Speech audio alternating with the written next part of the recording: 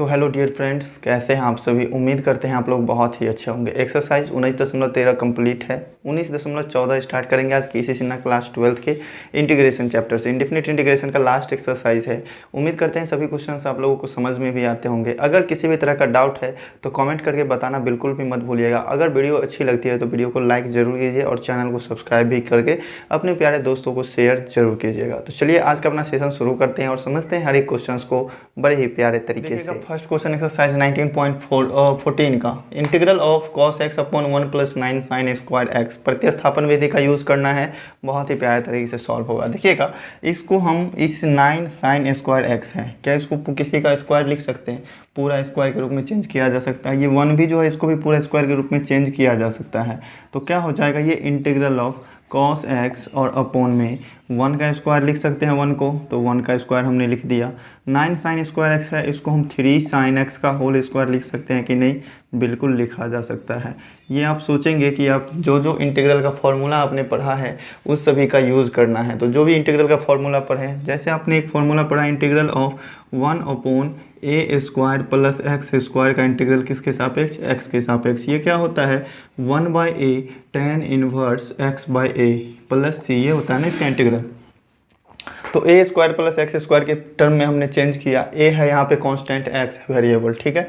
तो इसका इंटीग्रल ज्ञात करना है और ये कांस्टेंट है अपना। तो इसका इंटीग्रल तो ये 1 अपॉन में a square plus x square है ना, तो इसको हम इस तरीके से चेंज करेंगे। तो यहाँ पर हम क्या करेंगे, 3 sin x को मान लेते हैं z। तो मान लेते हैं z बराबर क्या है, 3 sin x। z बराबर यदि हम 3 sin x मानेंगे तो इसका डेरिवेटिव क्या हो जाएगा, dz क्या हो जाएगा, ये हो जाएगा 3 cos x dx, ठीक है। लेकिन ऊपर से आपको जो है cos x को हटाना है, तो ऊपर में सिर्फ cos x और dx ही है, तो cos x dx रहने देते हैं। 3 को इधर हम ले जाते हैं भाग में, तो dz/3 हो जाएगा बराबर cos x dx होगा, ठीक है। यहाँ तक समझने में कोई दिक्कत नहीं है। अब ऊपर वाले cos x को हम हटा सकते हैं, तो क्या होता है यहाँ से देखिएगा, इंटीग्रल ऑफ नीचे वाले को पहले लिख लीजिए। 1 का स्क्वायर है तो 1 का स्क्वायर लिख लो और प्लस है प्लस दे 3 sin x को हमने z माना था ना, तो इसका z का क्या हो जाएगा, स्क्वायर हो जाएगा। चूँकि 3 sin x का होल स्क्वायर है, 3 sin x के जगह पर हम z रख देंगे, z का स्क्वायर हो गया। ऊपर में जो cos x dx बच रहा है ये किसके बराबर है, dz/3 के। तो अगर हम लिखते हैं dz और नीचे में 3 होगा, 3 तो नीचे वाला कांस्टेंट है, उसको अब डायरेक्ट से बाहर कर सकते हैं। 1/3 कांस्टेंट आ गया बाहर। अब देखो 1/3 और ये 1/1 square plus Z square, a square plus x square के फॉर्म पे आ गया ना, इसका इंटीग्रल हो जाएगा 1/a tan इनवर्स x/a। तो इसका इंटीग्रल हम लिख सकते हैं 1/a करेंगे तो a की जगह पर तो 1 है, नहीं भी लिखेंगे चलेगा, tan इनवर्स x/a हो जाएगा। तो x की जगह पर क्या है, z है, और a की जगह पर 1 है, 1 नहीं भी लिखेंगे तो भी चलेगा, ठीक है। लेकिन हमने z किसी को माना था, z हमने किसी को माना था, 1/3 है तो 1/3 लिख देते हैं, और tan इनवर्स, और z किसको माने हैं, 3 sin x को, तो tan इनवर्स और 3 sin x हो जाएंगे, और प्लस कोई कांस्टेंट। यही रहा अपना प्यारा सा आंसर। उम्मीद करते हैं ये फर्स्ट क्वेश्चन था, समझने में किसी प्रकार का डाउट नहीं रह गया होगा। स्क्रीनशॉट लेकर के नोट करना चाहते हैं नोट कीजिए, फिर चलते हैं अपने नेक्स्ट क्वेश्चन पे। तो प्यारे भाइयों, बहुत ही प्यारा सा क्वेश्चन नंबर 2 देखिए। सेक स्क्वायर एक्स इंटीग्रल मतलब निकालना है sec square x upon root under tan square x plus 4 का इंटीग्रल एक्स के सापेक्ष। बहुत ही प्यारा सा क्वेश्चन है, बहुत ही प्यारे तरीके से आपको सॉल्व करना है। इसमें कौन सा फॉर्मूला लगने वाला है, तो इसमें लगेगा integral of 1 upon root under a square plus x square, ठीक है। इसका इंटीग्रल क्या हो जाता है, इसका इंटीग्रल x के सापेक्ष ना, x के सापेक्ष क्या हो जाएगा, ये हो जाएगा log ऑफ मॉड ऑफ जो भी x वाला टर्म है वो, और प्लस उसके बाद रूट के अंदर में जो भी टर्म है नीचे में वो पूरा लिख देंगे, x square plus a square, ठीक है, और प्लस c। बस ये नॉर्मल सा फार्मूला है, यही फार्मूला लगेगा। तो इसको root under a square plus x square के पदों में चेंज करेंगे ना। पहले ऊपर में सेक स्क्वायर एक्स है तो इसको हटाने के लिए हम क्या करते हैं, मान लेते हैं z बराबर tan x है, माना z बराबर tan x है, ठीक है। तो dz क्या हो जाएगा, tan x का derivative sec square x dx हो जाएगा, ठीक है। इसका z का डेरिवेटिव हमने x के सापेक्ष निकाला तो नीचे में dx होगा ना, वही नीचे वाला dx उधर चला जाता है, ठीक है। अब हम क्या करते हैं, यहाँ पे वैल्यू पुट करते हैं। इंटीग्रल ऑफ रूट के अंदर में tan x को हमने z माना था, तो tan x का होल स्क्वायर है, मतलब z का स्क्वायर लिख सकते हैं। और इस 4 को हम अपनी मर्जी से 2 का स्क्वायर लिख सकते हैं कि नहीं, बिल्कुल लिखा जा सकता है।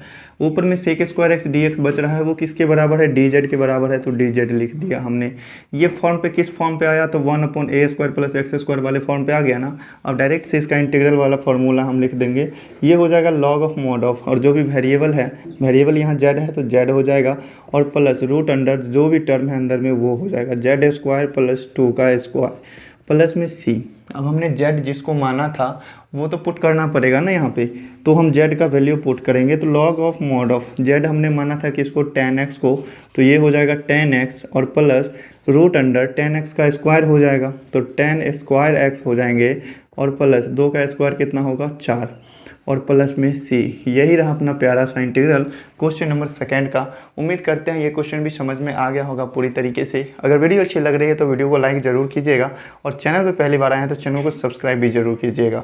तो चलिए बढ़ते हैं अपने नेक्स्ट क्वेश्चन पे। तो प्यारे भाइयों, तीसरा का पहला क्वेश्चन भी है बहुत ही प्यारा सा। क्वेश्चन में कहता है cos 2x into sine 2x divided by root under 9 minus cos 2x का पावर 4, इसका इंटीग्रल x के सापेक्ष ज्ञात करना है। तो इसका भी फॉर्मूला लगभग वही लगने वाला है जो हमने पिछले क्वेश्चन में किया था, यहाँ पे हमने फॉर्मूला लिखा था। ठीक है, दोबारा से लिखने की ज़रूरत नहीं है। तो देखिएगा यहाँ से इस तरीके को हम उस फॉर्म पे पहले लाने का कोशिश करेंगे। तो क्या है, ऊपर में cos 2x और इंटू साइन 2x है, और अपॉन नीचे में क्या है, तो ये है रूट अंडर 9 माइनस cos। तो रूट के अंदर में a square plus x square के फॉर्म पे लाएंगे ना, तो क्या हम 9 को 3 का स्क्वायर लिख सकते हैं कि नहीं, तो 3 का स्क्वायर लिख दिए, और माइनस ये क्या हो जाएगा cos स्क्वायर 2x का होल स्क्वायर। यहाँ तक समझने में कोई दिक्कत नहीं होगा। cos 2x का पावर 4 है तो इसको हम उसके स्क्वायर का स्क्वायर लिख सकते हैं। तो प्यारे भाइयों, ये जो अपना फॉर्म आया है 3 का square minus cos square 2x का होल स्क्वायर, तो ये किस फॉर्म पे है, ये है integral of 1 root under a square minus x square का इंटीग्रल x के सापेक्ष। देखिएगा इस फॉर्म पे है ना, a कांस्टेंट है तो यहाँ 3 भी कांस्टेंट है, x है तो यहाँ भी वेरिएबल वाला टर्म है। तो इसका इंटीग्रल क्या हो जाता है, इसका इंटीग्रल होता है sine inverse x upon a, x by a plus C. ठीक है, ये बेसिक सा फॉर्मूला है, बस इसी फॉर्मूले पे ये क्वेश्चन बनेगा। लेकिन हमको क्या करना है, ऊपर वाले को गायब भी तो करना है ना, 1 लाना है ऊपर में। तो अगर हम cos स्क्वायर 2x को z मानते हैं तो इससे हमारा कुछ गायब हो सकता है। तो देखते हैं, मान लेते हैं z बराबर किसको, तो ब्रैकेट के अंदर वाले को cos स्क्वायर 2x को, अगर हम इसको z मानेंगे तभी तो z स्क्वायर आएगा एक्स स्क्वायर वाले टर्म पे, इसीलिए हमने माना। इसका डेरिवेटिव हम x के सापेक्ष ज्ञात करेंगे तो क्या हो जाएगा, इसका dz बाई dx हो जाएगा बराबर। इसका डेरिवेटिव अगर हमको ज्ञात करना है, इसको अलग अलग टर्म में ऐसे करके ज्ञात करेंगे। पहले तो cos स्क्वायर 2x है तो इसका डेरिवेटिव हमको किसके सापेक्ष ज्ञात करना पड़ेगा, cos x के सापेक्ष, d cos square d cos x के सापेक्ष। फिर उसके बाद ये cos x है ना, इसका डेरिवेटिव हमको cos x नहीं cos 2x के सापेक्ष ज्ञात करना पड़ेगा। फिर cos 2x का डेरिवेटिव किसके सापेक्ष, तो 2x के सापेक्ष। फिर उसके बाद d ऑफ 2x का डेरिवेटिव x के सापेक्ष ज्ञात करेंगे, तब जाके मतलब d cos स्क्वायर 2x का डेरिवेटिव x के सापेक्ष हमें मालूम चलेगा। ठीक है, तो चलिए इसको थोड़ा डिटेल्स में कर देते हैं। dz अपॉन dx बराबर क्या हो जाएगा, इसका डेरिवेटिव क्या हो जाएगा, 2 cos 2x हो जाएगा, और cos 2x का डेरिवेटिव 2x के सापेक्ष क्या होगा, ये होगा माइनस साइन 2x। ठीक है, और 2x का डेरिवेटिव x के सापेक्ष क्या हो जाएगा, ये हो जाएगा 2। यहाँ तक समझने में कोई डाउट नहीं होगा। अब देखो यहाँ से क्या होता है, dz अपॉन dx बराबर क्या आ जाएगा, dz अपॉन dx, इस सभी को गुना कर दो आपस में, 2 दूनी 4 हो जाएगा, -4 हो जाएगा, -4 cos 2x और क्या हो जाएंगे sin 2x। ठीक है, अब क्या करते हैं, इस dx को हम क्या करते हैं, इधर ले आते हैं x वाले के पास, और ये कांस्टेंट है इसको हम ले जाते हैं नीचे, तो ये हो जाएगा माइनस dz अपॉन 4। यहाँ तक समझने में कोई दिक्कत नहीं। ये हमने इसीलिए किया क्योंकि ऊपर में जो भी चीज़ अवेलेबल है उसको हम एक साइड पूरा कर लिए, उसका वैल्यू क्या आया 100 लिख लिए हैं। तो अब चलो वहाँ वैल्यू पुट करेंगे तो क्या होगा, तो ये वैल्यू हो जाएगा, यहाँ पे सबका वैल्यू पुट करेंगे। इंटीग्रल ऑफ नीचे वाले को पहले लिखते हैं, रूट अंडर कितना है 3 का square minus cos square 2x को हमने क्या माना था z, तो ये हो जाएगा z का स्क्वायर। ऊपर में क्या है cos 2x sin 2x dx, ये किसके बराबर है, माइनस dz अपॉन 4 के बराबर है ना। 4। तो चलिए -1/4 कांस्टेंट बच रहा है, तो -1/4 हम डायरेक्ट से बाहर ले लेते हैं, इसका इंटीग्रल जेड के सापेक्ष। तो बहुत ही प्यारे तरीके से ज्ञात हो जाएगा, -1/4 हो जाएगा। और इस पूरे टर्म का इंटीग्रल क्या होगा, साइन इनवर्स x बाई ए। तो साइन इनवर्स x क्या है, z है, और a कितना है, तो a है 3, ठीक है, और प्लस c हो जाएगा। तो चलिए हम वैल्यू पुट करते हैं, -1/4 साइन इनवर्स, और z हमने किसको माना था, z हमने माना था cos स्क्वायर 2x को। तो यहाँ पे हो जाएंगे cos square 2x/3 plus c। ये हो गया अपना प्यारा सा आंसर, और उम्मीद करते हैं समझ भी गए होंगे, कहीं पर भी किसी तरह का डाउट नहीं होगा। तो चलिए बढ़ते हैं अपने क्वेश्चन नंबर 3 के सेकंड पे। बहुत ही प्यारा सा क्वेश्चन है अपना 3 नंबर क्वेश्चन का second. Integral of cos x upon root under sine square x minus 2 sine x और माइनस में 3, इसका इंटीग्रल x के सापेक्ष। बहुत ही प्यारा सा क्वेश्चन है, बहुत ही प्यारे तरीके से सॉल्व होगा। देखिएगा इस क्वेश्चन में थोड़ा सा कुछ देखने को मिल रहा है कि नीचे में साइन x अवेलेबल है और इसका डेरिवेटिव होता है cos x जो कि ऊपर में अवेलेबल है। तो अगर हम z मानते हैं साइन x को, तो उसका डेरिवेटिव ऊपर में है, तो हम क्या करते हैं, सीधे से बिना सोचे समझे z बराबर हम मान लेते हैं साइन x को। तो माना z बराबर साइन x, तो इसका डेरिवेटिव dz क्या हो जाएगा, cos x dx हो जाएगा, जो कि ऊपर में है हमारे पास, ठीक है। तो नाउ अब चलते हैं, नाव लिखने से अच्छा है, चलिए हम एरो देकर ही लिखते हैं। क्या हो जाएगा, इंटीग्रल ऑफ, नीचे वाले के टर्म में, नीचे वाले में सबका वैल्यू पुट करते हैं, साइन एक्स की जगह पर हम जेड रखेंगे, तो ये हो जाएगा जेड स्क्वायर माइनस 2z और माइनस 3, और ऊपर में cos x dx है जो कि बराबर है किसके, dz के। तो dz भी लिख सकते हैं, यहाँ पे 1 लिख के dz आगे में भी लिख सकते हैं, कोई दिक्कत नहीं है, कोई प्रॉब्लम नहीं है। अब देखिए जो भी इंटीग्रल का हमने फार्मूला पढ़ा है उस फॉर्म पे लाने का कोशिश करते हैं। एक फार्मूला हमने पढ़ा है integral of 1/x square minus a square, ठीक है। इसका इंटीग्रल x के सापेक्ष क्या होता है, तो जैसे तीसरा का पहला क्वेश्चन में देखे थे, log of mod of x plus root under x square plus a square और प्लस c होता है। ये होता है ना formula, log of mod of x और प्लस रूट अंडर जो भी टर्म है रूट के अंदर में, सॉरी इधर रूट छूट गया, इधर जो रूट के अंदर में जो भी टर्म है इधर वाले रूट के अंदर में उतर जाता है। तो एक्स स्क्वायर माइनस ए स्क्वायर है, तो यहाँ पर एक्स स्क्वायर माइनस ए स्क्वायर होगा, ठीक है। ये फॉर्मूला है। तो देखिएगा यहाँ से अब इसको क्या हम इसके होल स्क्वायर के फॉर्म में चेंज कर सकते हैं कि नहीं, बिल्कुल किया जा सकता है। ये हो जाएगा dz अपॉन रूट के अंदर में जो भी काम करना है हम करते हैं। क्या हम z एक स्क्वायर को z का होल स्क्वायर लिख सकते हैं कि नहीं, और 2z है ना, तो इसको -2 गुने z गुने 1 लिख सकते हैं, तब तो 2z हो ही जाएगा। लेकिन हमने क्या किया, b1 मान लिया है, ठीक है। तो 2 गुने z गुने 1 हो गया, तो क्या हम 1 का स्क्वायर अब लिख सकते हैं कि नहीं, 1 का स्क्वायर लिख सकते हैं कि नहीं। तो ये क्या आ जाएगा, z माइनस 1 का होल स्क्वायर आ जाएगा, ठीक है। अब ये 1 का स्क्वायर हमने अपने मन से यहाँ पे जोड़ा है, ऐड किया है, प्लस किए हैं, तो उधर घटाना भी तो पड़ेगा ना। तो -3 है पहले से, और 1 जोड़े हैं तो 1 घटा भी देते हैं, ठीक है। इंटीग्रल z के सापेक्ष है, तो इंटीग्रल ऑफ क्या हो जाएगा, चलो ऊपर में 1 रहने देते हैं हम, ये dz को हम आगे लिखेंगे। रूट के अंदर में ये पूरा टर्म क्या हो गया, ये हो गया z-1 का होल स्क्वायर, और -3 -1 कितना होगा, -4 होगा, और 4 को हम 2 का स्क्वायर लिख सकते हैं। इंटीग्रल किसके सापेक्ष, z के सापेक्ष। तो देखते हैं ये आ गया सेम इस फॉर्म पे, तो इसका इंटीग्रल क्या हो जाएगा, log of mod of x plus root under x square minus a square. तो इसका इंटीग्रल क्या हो जाएगा, log of mod of x के जगह पर कितना है, z-1 है, ये हो जाएंगे, और प्लस रूट के अंदर में ये सारा टर्म हो जाएगा, z-1 का होल स्क्वायर और -2 का होल स्क्वायर और प्लस c होगा। यहाँ तक समझने में कोई डाउट नहीं होगा। तो देखिए थोड़ा सा आगे समझ लेते हैं। z का वैल्यू अब आपको पुट करना है, z हमने कि इसको माना साइन x को, तो चलिए साइन x रख देते हैं। तो ये हो जाएगा log of mod of sine x -1 हो जाएगा, ये हो जाएंगे साइन x -1, ठीक है, और प्लस में क्या हो जाएगा, रूट के अंदर में सारा टर्म, रूट के अंदर में ये वाला पूरा टर्म जो कि सॉल्व करेंगे तो हमारा यही आने वाला है। तो क्या हो जाएगा, root under sine square x, ठीक है, और -2 साइन x और माइनस में 3, ठीक है, और प्लस c। ये हो गया अपना प्यारा सा आंसर। और ये जो था ये फॉर्मूला लिखा हुआ है बेसिक सा जो कि आपको ज़रूरत पड़ा है इस क्वेश्चन को सॉल्व करने में। तो उम्मीद करते हैं समझ गए होंगे इस क्वेश्चन को भी। तो चलिए बढ़ते हैं अपने नेक्स्ट क्वेश्चन पे। तो प्यारे भाइयों, ये तीसरा नंबर क्वेश्चन का थर्ड क्वेश्चन भी है बहुत ही प्यारा सा। dx अपॉन साइन एक्स का पावर 4 प्लस कॉस एक्स का पावर 4, इसका इंटीग्रल किसके सापेक्ष, एक्स के सापेक्ष ज्ञात करना है, एक्स के रिस्पेक्ट में ज्ञात करना है। तो देखिएगा इस क्वेश्चन में क्या कर सकते हैं हम, बहुत ही ईजी सा है, थोड़ा सा दिमाग लगाएंगे, थोड़ा सा समझेंगे क्वेश्चन को। तो देखिएगा, क्या हम cos x के पावर 4 से अगर ऊपर और नीचे दोनों तरफ डिवाइड कर दे तो कोई दिक्कत है क्या?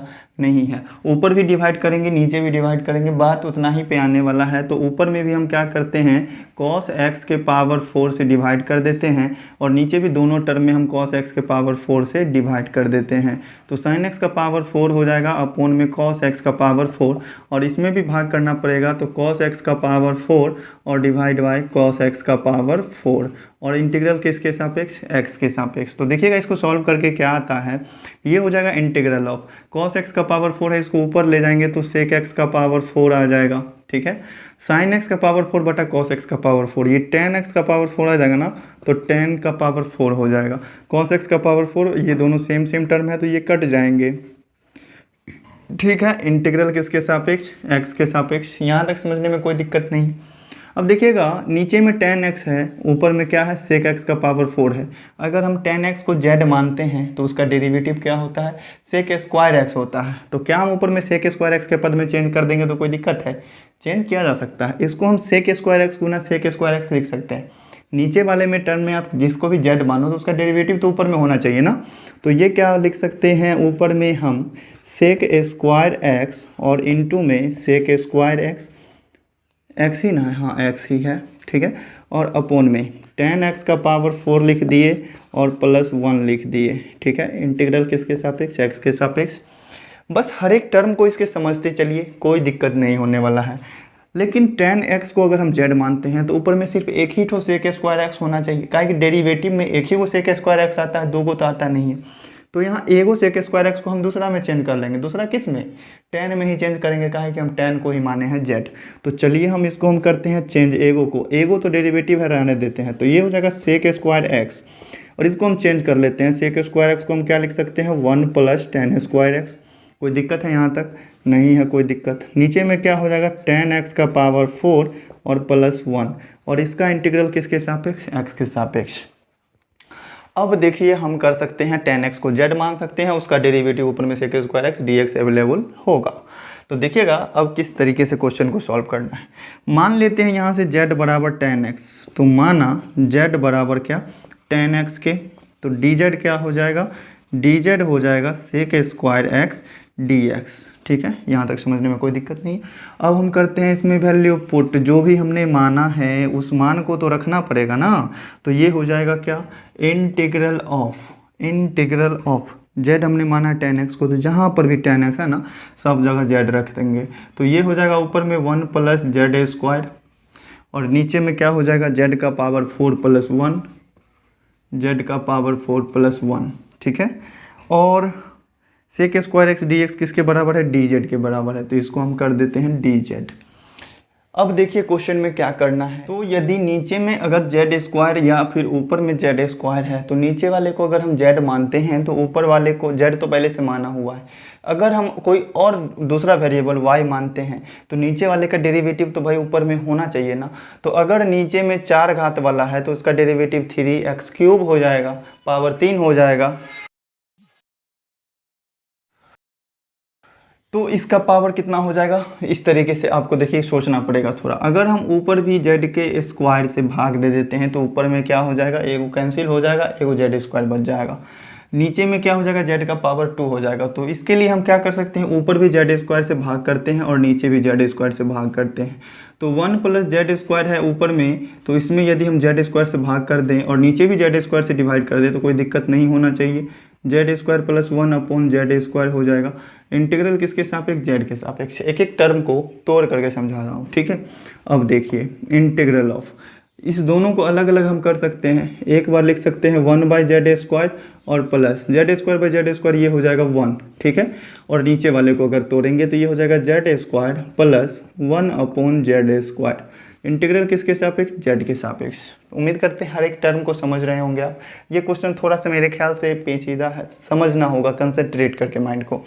तो देखिएगा अब आपको ऐसा कौन सा चीज़ करना है, देखिएगा नीचे वाले को क्या हम, चाहे फॉर्मूला आपने पढ़ा है ना 1 divided by A square plus x square, इस तरीके से, चाहे एक्स स्क्वायर माइनस ए स्क्वायर, तो होल स्क्वायर वाले टर्म पे हम लाने का कोशिश कर रहे हैं, होल स्क्वायर वाले टर्म पे लाने का कोशिश कर रहे हैं।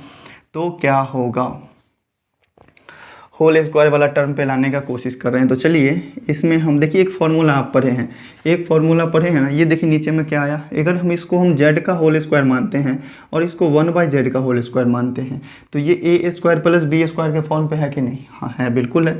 तो ए स्क्वायर प्लस बी स्क्वायर वाला फार्मूला आप पढ़े हैं एक, या तो ए प्लस बी का होल स्क्वायर माइनस 2ab, और चाहे एक पढ़े हैं ए माइनस बी का होल स्क्वायर प्लस 2ab, ये पढ़े हैं ना। तो देखिएगा नीचे में ऐसा आप मानो a माइनस बी का होल स्क्वायर चाहे a प्लस बी का होल स्क्वायर, जिससे कि आपको ऊपर का डेरिवेटिव मिल जाए। तो अगर देखिएगा नीचे में क्या होता है, अगर ये जेड स्क्वायर है तो इसका डेरिवेटिव 2z होगा, ठीक है। 1/z स्क्वायर है, इसका डेरिवेटिव क्या हो जाएगा, अगर आप माइनस वाला मानेंगे तभी तो उसका डेरिवेटिव ऊपर में प्लस वाला होगा।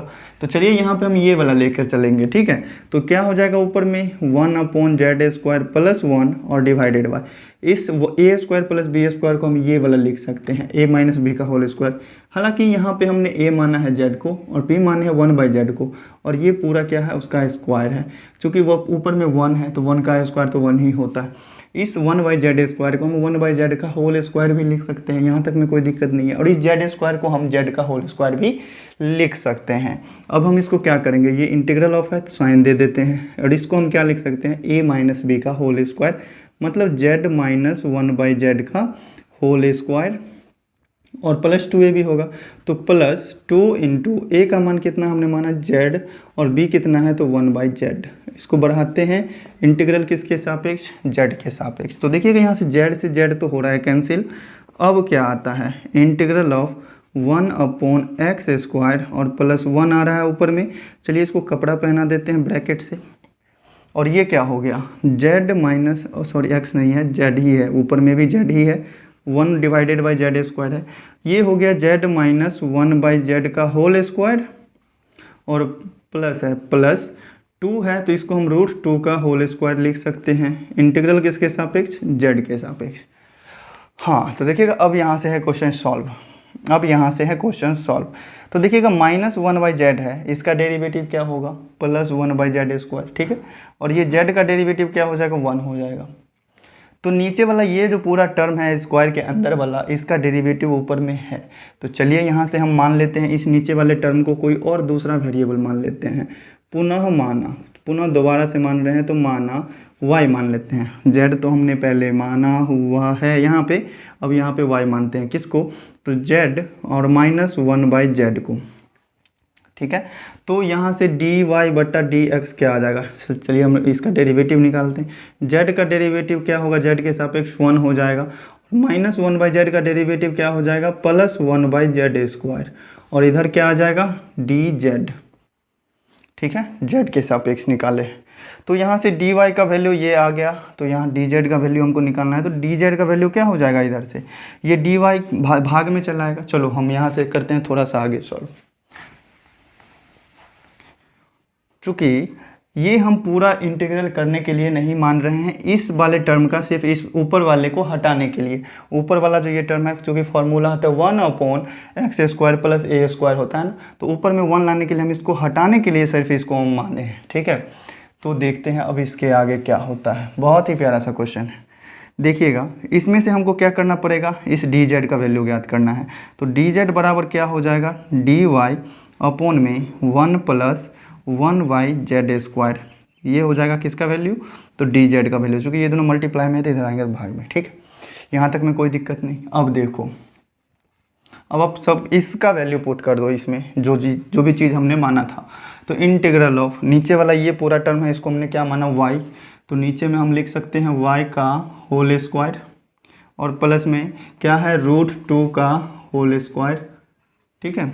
और ऊपर वाला जो ये टर्म है 1 प्लस z स्क्वायर प्लस 1, तो इसको तो रहने दो, 1 1 अपॉन जेड स्क्वायर और प्लस 1 ये है, तो इस तरीके से रहेगा।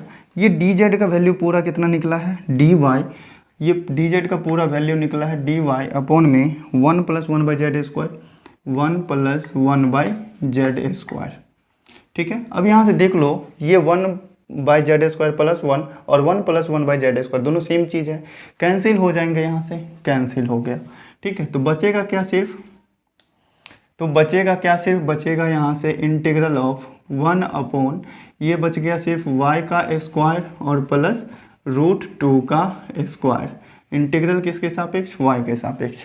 अब यहाँ पे आप चाहें तो इसका इंटीग्रल निकालने के बाद आप इसका y का मान पुट करेंगे, फिर उसके बाद z का मान पुट करेंगे, तो क्वेश्चन का आंसर आएगा।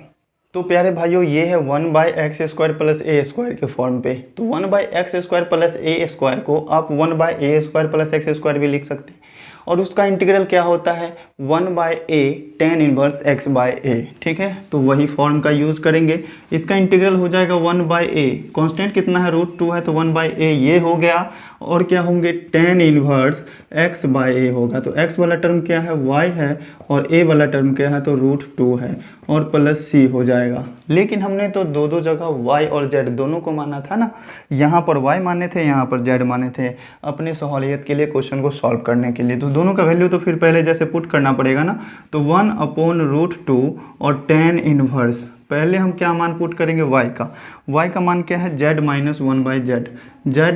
1/z, और अपॉन में क्या है, √2 है, प्लस c। ठीक है, अगर हम थोड़ा सा ऊपर वाले को सॉल्व करते हैं तो 1/√2 होगा, और tan इनवर्स क्या हो जाएंगे, इसको यदि हम इसका भिन्न का घटाव करते हैं तो ये हो जाएगा z² - 1 अपॉन में z होगा, और बट्टा में √2 होगा। तो इसको हम डायरेक्ट से √2 और z लिख सकते हैं।